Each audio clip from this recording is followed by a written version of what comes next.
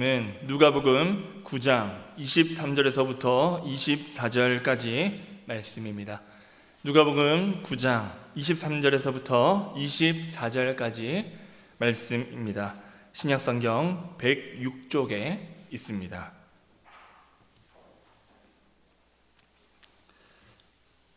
함께 교독하시겠습니다.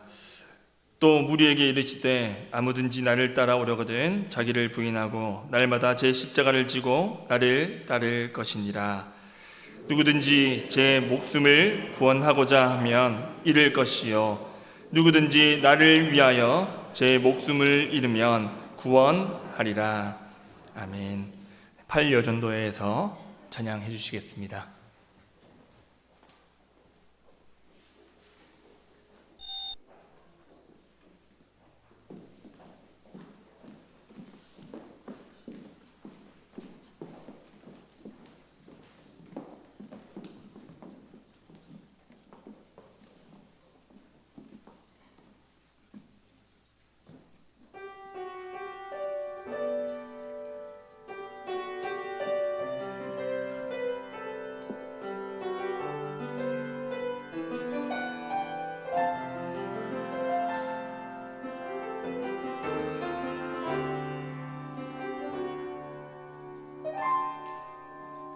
주님, 제 마음이 너무 둔해서 주님을 볼 수 없습니다. 이 땅에 속하여 이 땅만 보다가 주님 손을 놓쳤습니다. 나는 나그네로 왔는데 왜 주저앉게 되었나. 나는 청지기인데 언제부터 내 삶의 주인이 되어버렸나.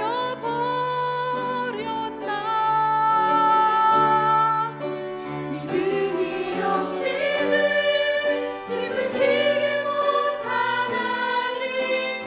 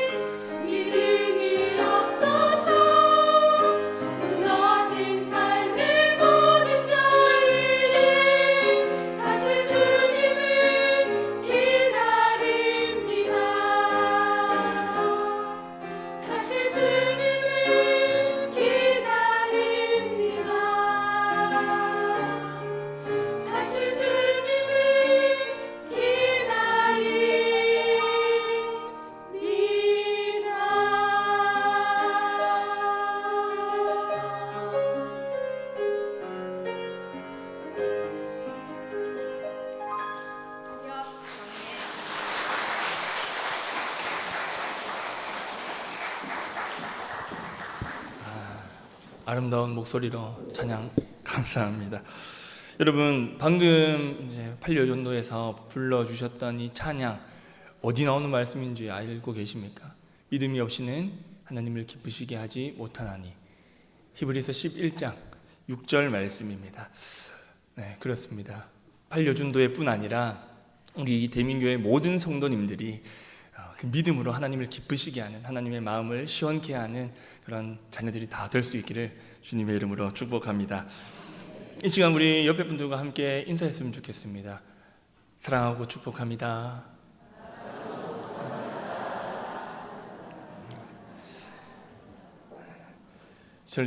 이 인사를 이제 청년부에서 계속 하고 있습니다.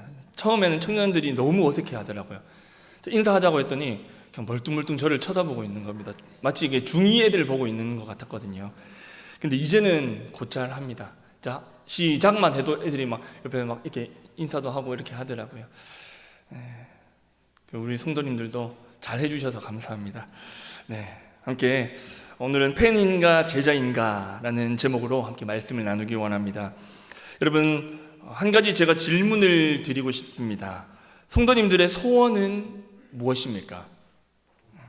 여러분들의 바람, 여러분들의 희망이 있다면 그것은 무엇입니까? 무엇입니까? 너무 많아서 이렇게 다 말씀하시기 어려우신 건가요? 아무튼 이게 많이 있으실 겁니다. 그렇죠? 네, 아마도 많은 분들이 다수 같을지도 모릅니다. 현생을 살아가야 하다 보니까 당연히 자연스럽게 현실적인 고민을 하게 됩니다. 요즘 우리가 살아가는 시대는 인정이 중요합니다. 그래서 이를 다른 말로 하면 구독 그리고 팔로잉의 시대다 이렇게 얘기를 하죠.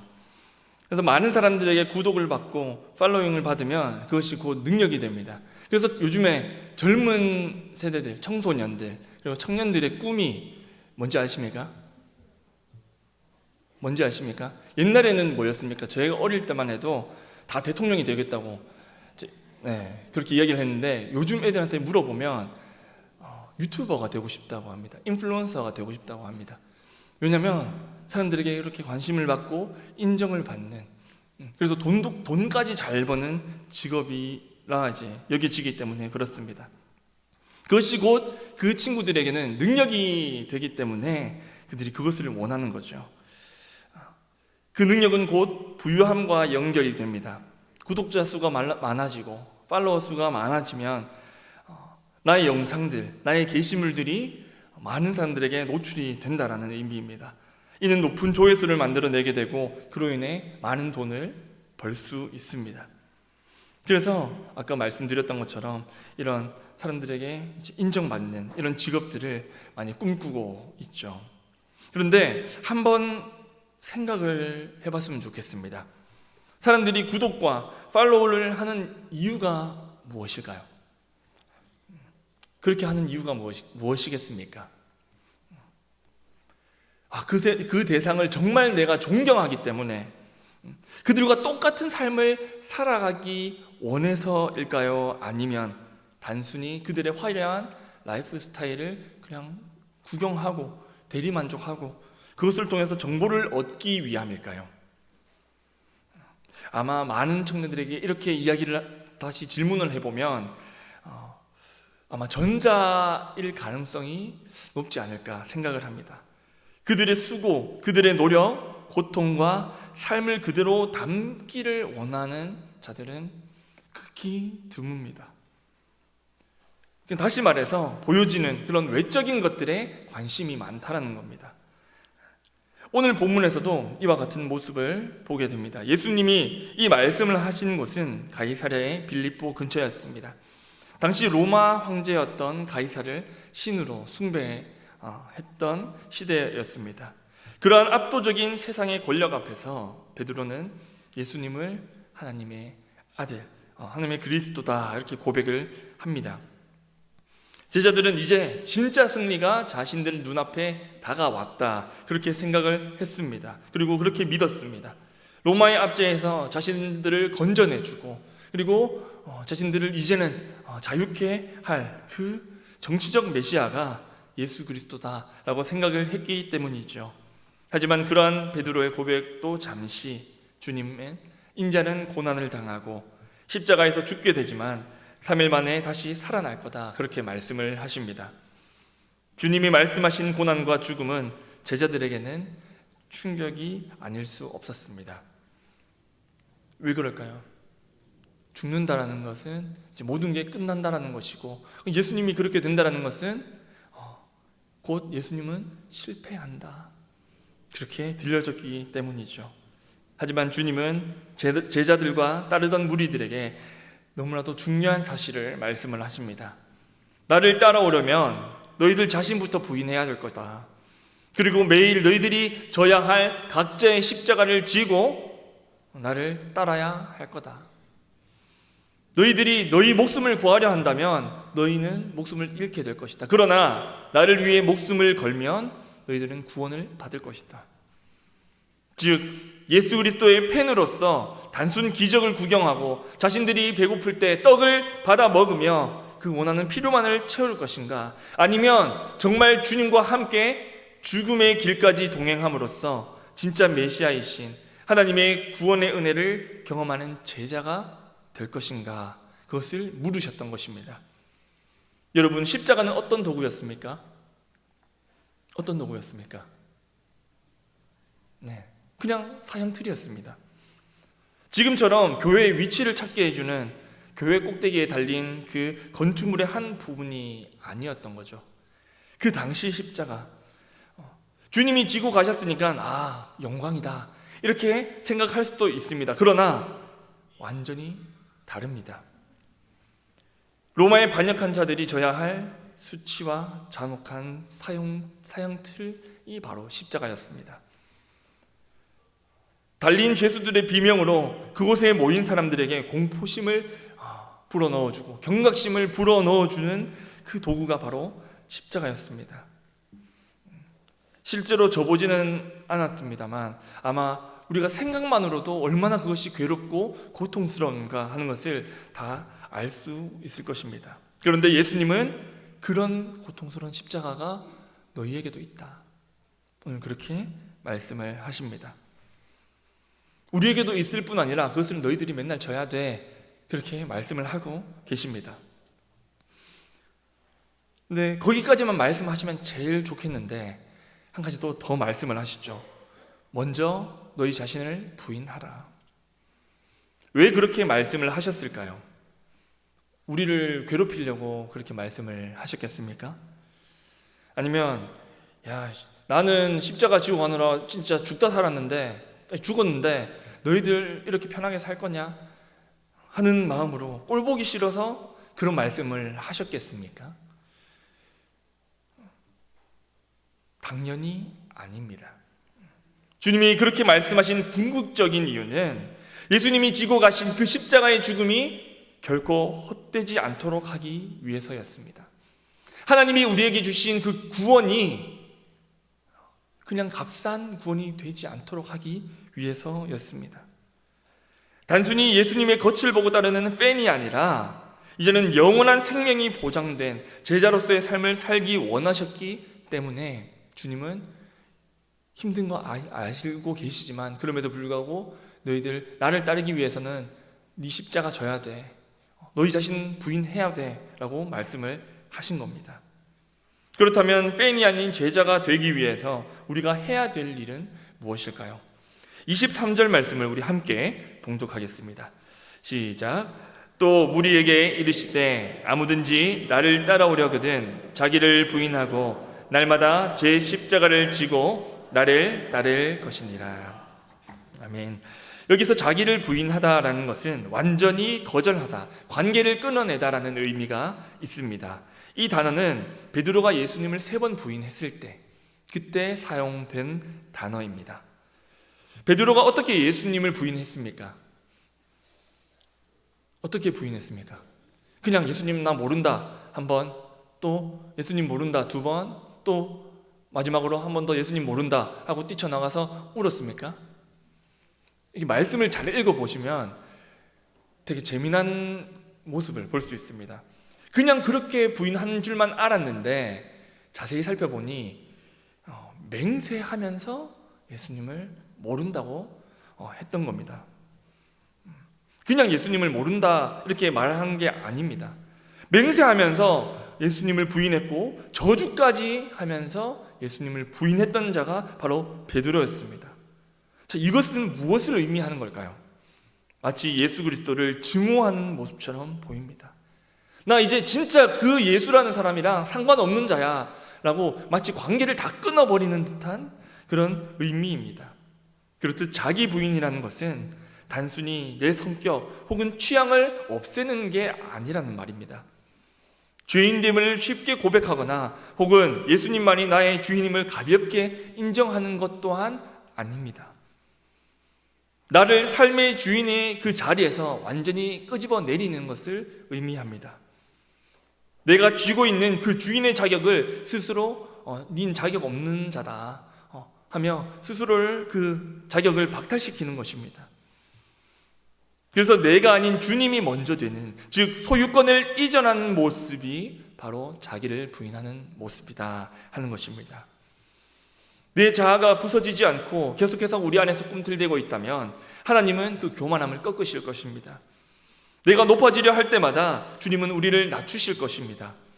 내가 계속해서 살아가려 한다면, 내가 삶의 주인 된다면 결국 넓은 그 사망의 길로 걷게 될 것입니다.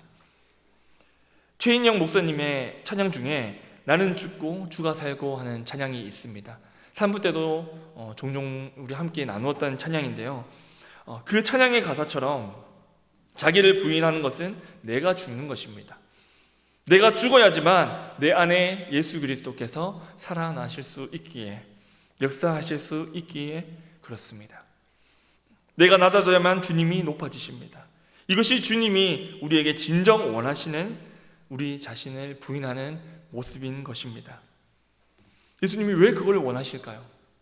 우리를 너무나도 사랑하시기 때문에, 우리를 진짜 사망에서 건져내고 싶으시기 때문입니다. 이 모습이 저와 여러분들의 모습이 다 될 수 있기를 주님의 이름으로 축복합니다. 그래서 날마다 힘들지만 이 악물고 믿음으로 끝까지 주님의 손 붙들고 우리 자신을 부인함으로 오직 주님만이 우리의 삶의 그 주인 되심을 인정하고 고백함으로 살아갈 수 있는 저와 여러분들이 다 될 수 있기를 주님의 이름으로 축복합니다. 자, 그 다음 날마다라는 단어는 반복성과 일상성을 상징합니다. 자, 복음서에서 같은 관점으로 쓰여진 복음이 있습니다. 뭡니까? 마태, 마가, 누가죠. 이거를 우리는 뭐라고 하죠? 공관복음이다 이렇게 얘기를 합니다. 이 단어는, 날마다라는 이 단어는 마태와 마가복음의 평행구절에는 쓰여져 있지 않습니다. 누가복음에서만 볼 수 있는 독특한 강조점인 것이죠.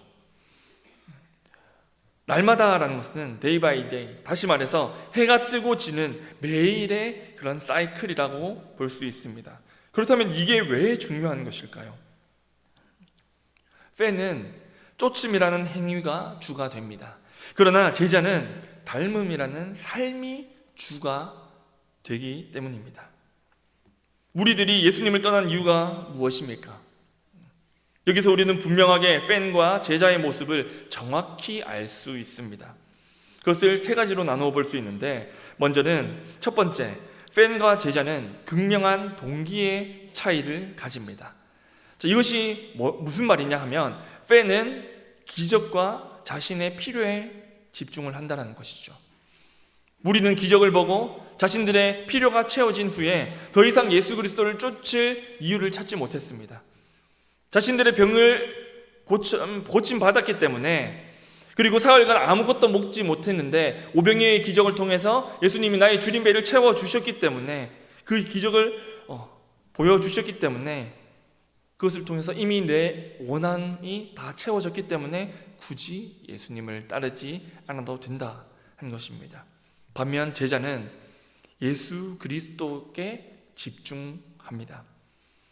그래서 제자는 자신의 필요가 채워지지 않아도, 대단한 기적이 삶 가운데 나타나지 않아도 그것에 크게 요동하지 않습니다.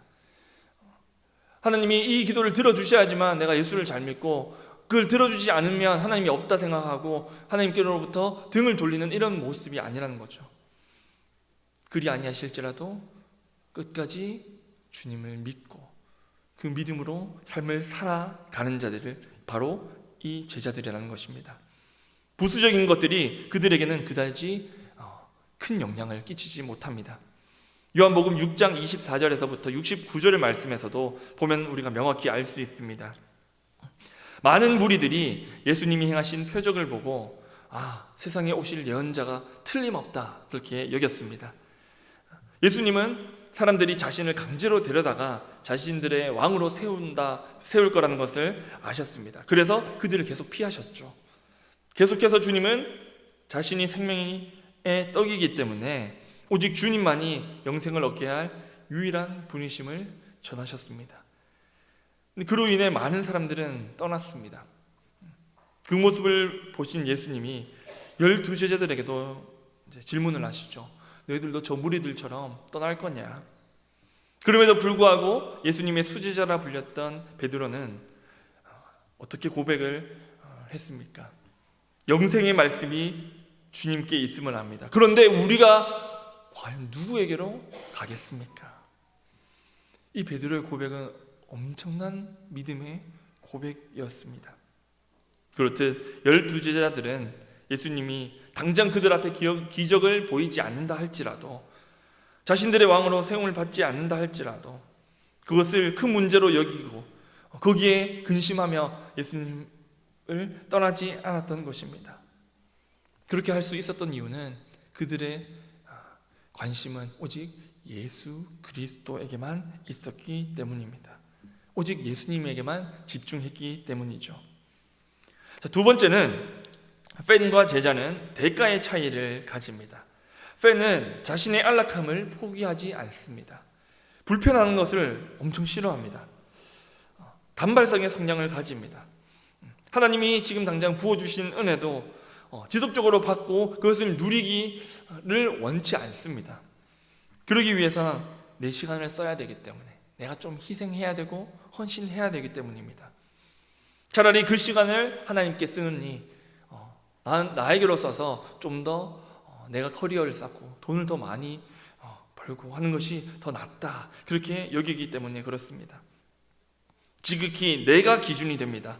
그래서 효율을 따집니다. 나의 삶에 지장이 없는 그 선을 계속해서 찾고 그 선까지만 내가 신앙생활하고, 그 선까지만 내가 하나님 앞에 헌신하고, 그 선까지만 내가 읽고 말씀을 읽고 기도하고 그 말씀을 따라 살아간다라는 겁니다. 조금 더 쉽게 이야기를 하면 기꺼이 하나님께 물질과 시간을 드리기 어려워한다라는 말입니다. 반면 제자는 자신을 기꺼이 포기하는 자들입니다. 누구를 위해서입니까? 바로 주님을 위해서, 하나님을 위해서입니다. 이들은 주님을 따르기 위해 가장 소중한 것까지 하나님께 내어드릴 준비가 되어 있는 자들입니다. 자신의 안위보다, 자신의 이익보다 하나님의 영광을 최우선으로 생각하는 자들이죠. 그래서 자기 부인이 팬들보다는 너무나도 쉽습니다. 그 대표적인 예가 누구겠습니까? 바로 마리아입니다. 예수님의 죽음을 예비하는 의미가 담긴 그 이야기 잘 알고 계실 겁니다. 그녀는 값비싼 향유를 깨뜨려서 기꺼이 주님의 발에 붓습니다. 그리고 자기의 머리털로 예수님의 발을 닦습니다. 예수님을 팔려했던 가룟 유다는 그 모습을 보고 이렇게 이야기를 하죠. 예수님, 차라리 그걸 팔아서 가난한 사람들에게 나눠주는 게 더 낫지 않습니까? 그런데 주님은 그 말이 진짜 가난한 자들을 위함이 아니었음을 아셨습니다. 그리고 예수님은 그에게 어떻게 이야기를 하시냐 봤더니 나의 장례를 위해 그녀가 미리 향유를 준비한 것이다. 그렇듯 예수 그리스도를, 주님의 십자가를 가장 가치 있는 것으로 여기기 때문에 주를 위해서는 아끼지 않습니다. 세 번째로는 팬과 제자는 지속성의 차이를 가집니다. 먼저 팬은 호산나와 십자가 사이를 계속해서 왔다 갔다 하는 모습을 보입니다. 이 말은 상황에 따라서 말과 행동이 달라진다는 겁니다. 분위기와 감정에 집중되어 있습니다. 예수님의 예루살렘 입성 앞에서 사람들은 호산나 호산나 외칠 때 그 분위기에 맞춰서 함께 막 외칩니다. 그런데 상황이 조금 불리해지거나 좋지 않게 될 때에는, 나의 감정이 상했을 때는 언제 그랬냐는 듯 180도로 바뀌어 버립니다. 그렇게 바뀐 모습은 예수님이 못 박히실 때 끊임없이 못 박으라 소리쳤던 그 군중들 중에 한 사람이 되어버리기도 한다는 겁니다. 즉 감정적으로는 동의를 합니다. 그러나 실질적인 삶의 변화는 단 1도 나타나지 않는 자들이 이 팬인 것입니다.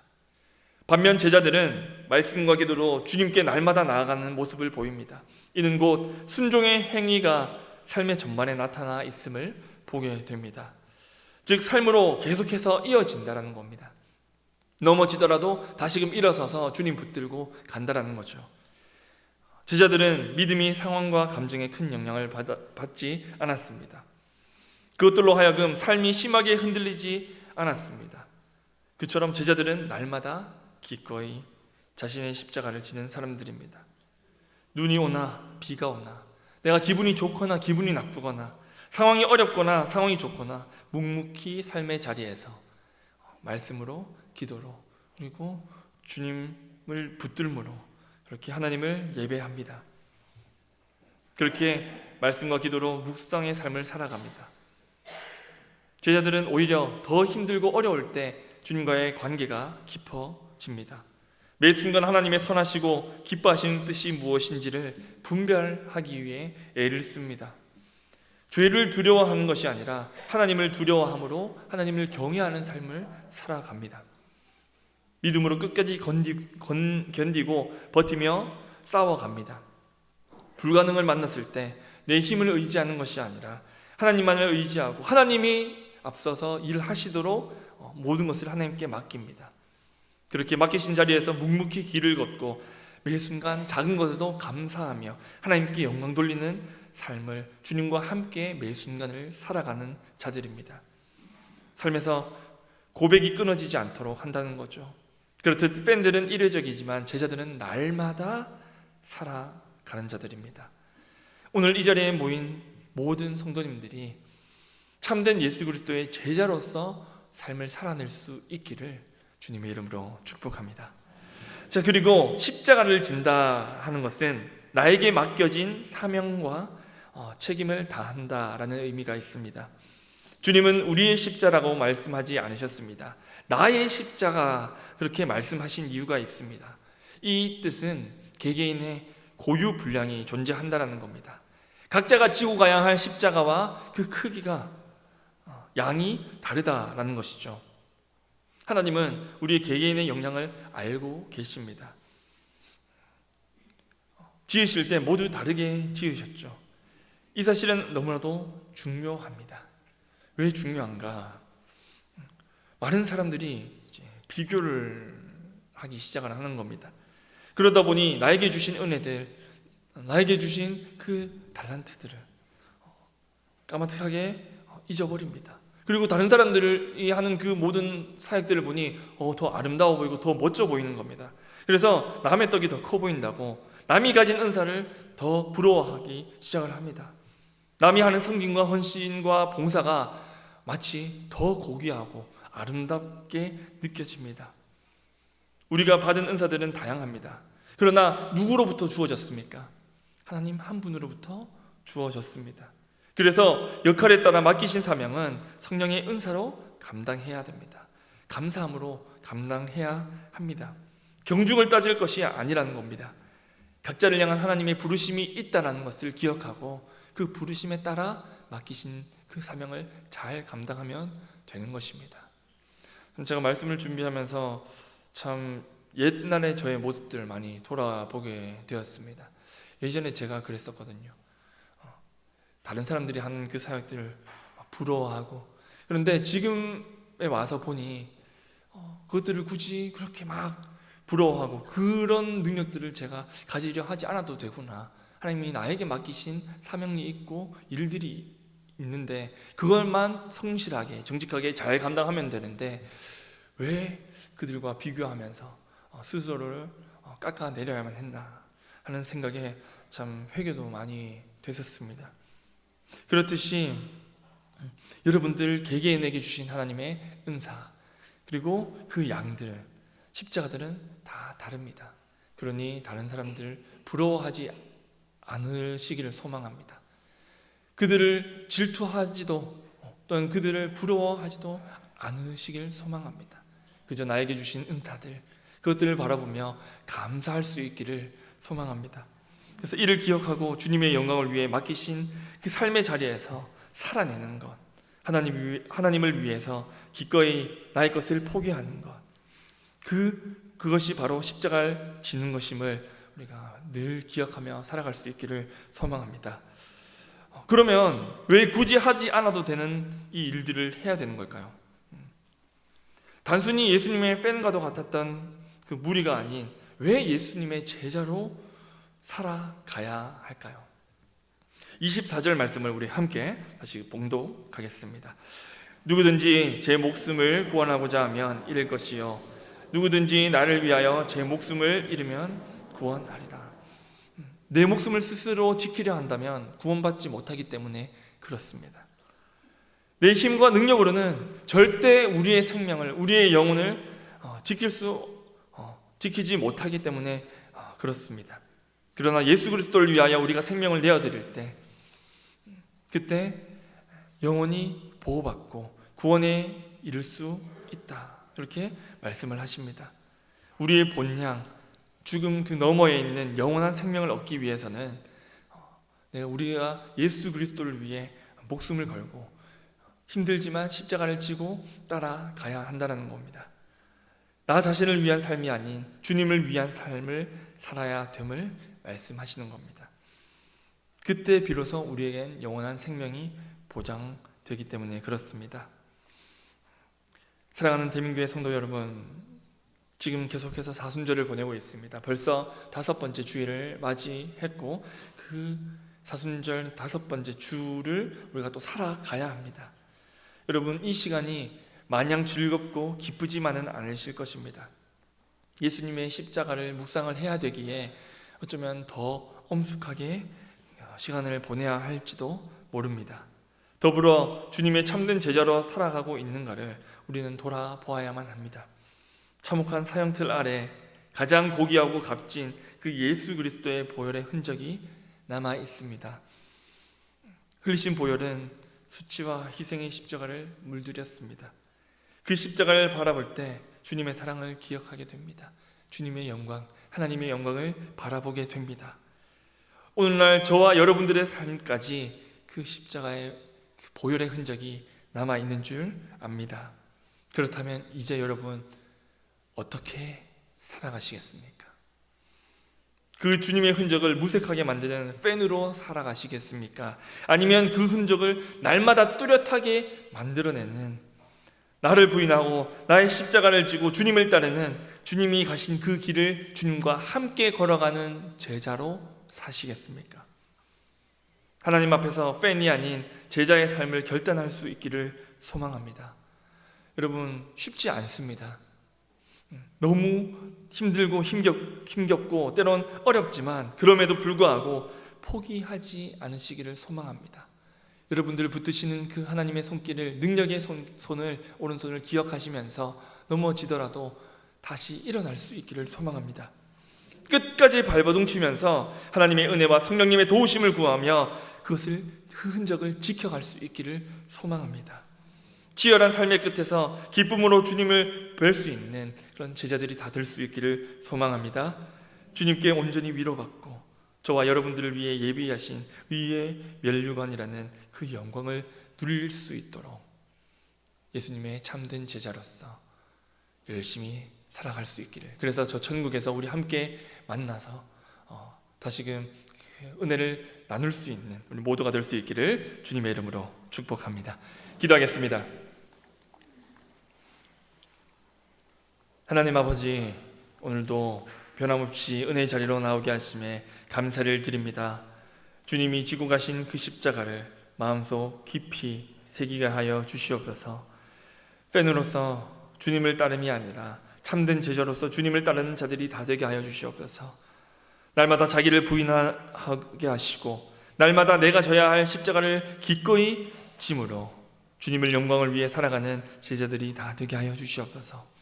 포기하지 않게 하시고 끝까지 견디며 주님과 함께 잘 그 삶을 살아낼 수 있는 주의 자녀들이 다 되게 하여 주시옵소서. 감사드리며 이 모든 말씀 우리 주 예수 그리스도의 이름으로 기도드립니다. 아멘. 찬송가 540장입니다.